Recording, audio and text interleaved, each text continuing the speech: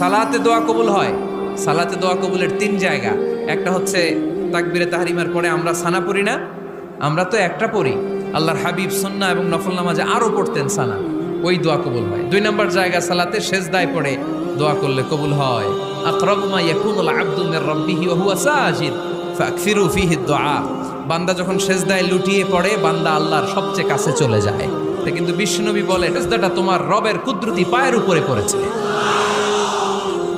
সেজদায় পড়ে দোয়া করেন। সালাম ফিরানোর আগে বিশ্বনবী দোয়া করতেন, লা ইউসাল্লিমান্না আহাদুকুম হাত্তা ইয়াতাআওয়াযা মিন আরবাআ।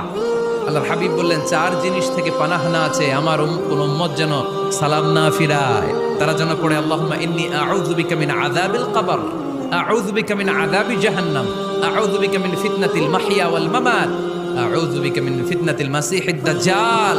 আল্লাহ কবরের আযাব থেকে বাঁচাও, আল্লাহ জাহান্নামের আগুন থেকে বাঁচাও, আল্লাহ জীবন